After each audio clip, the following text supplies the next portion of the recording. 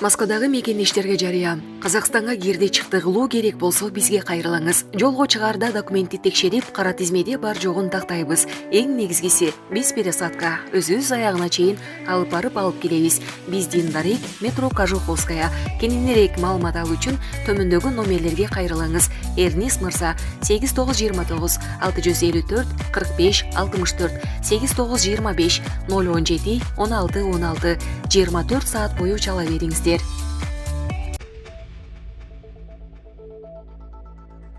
Садыр Жапаров: мурда мамлекеттик сыйлыктар көбүнчө татыктуу адамдарга эмес, дежурларга берилчү.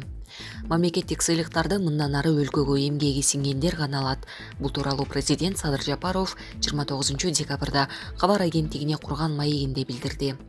Мамлекет башчысы кезектеги маегинде өлкөдөгү тил маселеси, өзгөчөлөнгөн кыргызстандыктарга тапшырылган мамлекеттик сыйлыктарга байланыштуу суроолорго жооп берди. Сиз мурда Фейсбуктагы баракчаңызга бийлик качаарда сыйлыктарды берип баштачу эле деп жазганыңыз эсибизде. Бул иреттагы көптөгөн жарандарыбыз мамлекеттик сыйлыктарды алышты. Буга кандай комментарий бересиз? Ооба, 2015-жылдары жазсам керек эле. Ал кезде сыйлыктар татыктуу адамдарга берилбей эле, дежурларга көп берилген убак болчу. Ким бийликти мактап жактап коргоп турса, ошолорго же бийликтин жакындарына берилчү. Ошону айткам, татыктуу адамдар тааныш билиш менен алышчу же сатып алышчу. Бул акчаны өмүр бою эмгек акыга иштеген, башка бизнеси жок карапайым мугалим, дарыгерлер кайдан тапмак эле. Эми мындан ары мамлекетке эмгеги сиңгендер гана алат. Администрациядан кимде-ким мурдагыдай коррупциялык жол менен сатып же тааныш билишти кылып бере баштаган болсо, анын ордо түрмө болот. Булак супер кежи. Манас аэропорту 5 миллионунчу жүргүнчүнү тейледи. Ага 100 000 сом берилди. Бул тууралуу аэропорттун маалымат кызматы кабарлады. Маалым болгондой, 5 миллионунчу жүргүнчү Иркутск шаарынан Авиатрафик Компани авиакомпаниясынын каттамы менен келген Абай кызы Нуркиза болду. Буга байланыштуу Манас 2 аэробекеттик комплексинде салтанаттуу иш-чара өттү.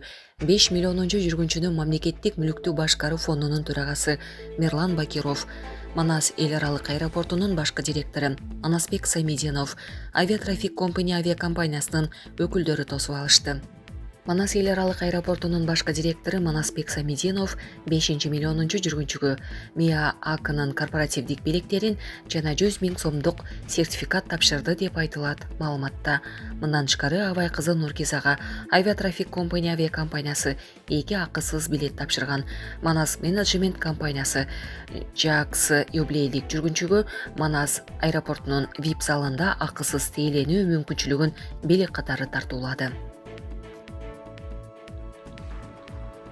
Украинанын учурулган Си-300 ракетасы Беларусь өлкөсүнүн аймагына кулады. Бул тууралуу Белта басылмасы жазды. Кече саат 10:00дөн 11:00 чейинки аралыкта Украинанын аймагынан учурулган Си-300 комплекси Беларустун аймагына кулап түштү. Окуя тууралуу мамлекет башчыга дароо кабарланды. Анын тапшырмасы боюнча тергөө комитетинин жана коргоо министрлигинин кызматкерлеринин ичинен түзүлгөн адистер тобу ракетанын кулап түшүүсүнүн себептерин аныктап жатышат деп жазды Белта басылмасы. Мындан улам Украинанын Беларустагы элчиси Игорь Кизим тышкы иштер министрлигине чакыртылды. Бул Украина менен жаңжалга катышпаган өлкөлөрдүн аймагына биринчи жолу кулап жаткан ракета эмес. 15 ноябрда Украина чек арасына жакын жердеги Польшанын Пржеводов айылына ракета түшүп, 2 Польша жаранын абыт болгон. Польшанын президенти Анджей Дуда ракетанын кулашын кырсык деп атаган. Булак супер кежи. Польшанын мурдагы президенти дүйнө 3-чү дүйнөлүк согуштун босогосунда турат. Польшанын мурдагы президенти Александр Квасневский Полсат гезитине берген маегинде 3-чү дүйнөлүк согуш коркунучун жарыялады.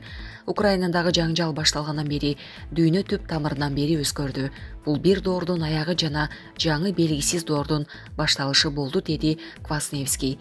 Экс-президенттин айтымында ар кандай майда жаңжал глобалдык жаңжалга айланып кетиши мүмкүн. 3-чү дүйнөлүк согуштун башталышы жөнүндө айтып жатканыбыздын өзү эле коркунучтуу деп кошумчалады ал. Булак Назар Ньюс кежи. Кадыров Украинадагы операциянын катал этабына даярданып жатканын билдирди. Чеченстандын башчысы Рамзан Кадыров Украинадагы атайын аскердик операциянын экинчи этабына даярдык көрүлүп жатканы, ал Озимездин деп аталарын билдирди. Бул туурасында РИА Новости жазды. Биринчи этаптан өттүк, экинчисине даярданып жатабыз. Операция мындан ары катаал болот. Өч алуу уланууда, деди Кадыров. Октябрь айынын аягында эле Абди Алаудиновдун жетектөөсүндөгү чечен батальондору жана Ахмат Атайын даярдыктагы аскерлери өч алуу деп аталган өзүнчө атайын операция жүргүзүп жатканын кабарлаган. Анда Николаев Кривой Рог багытында эле 657 Украина аскери жок кылынып, 300-ü жаракат алган.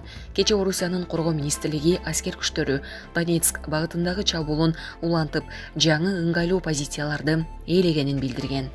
Үстүздө жылдын 24 февралынан бери Орусия Украинанын демилитаризациялоо жана денацификациялоо операциясын жүргүзүп жатат. Куралдуу күчтөргө Донбассты бошотуу жана Орусияга коопсуздукту камсыздоо тапшырмасы коюлган.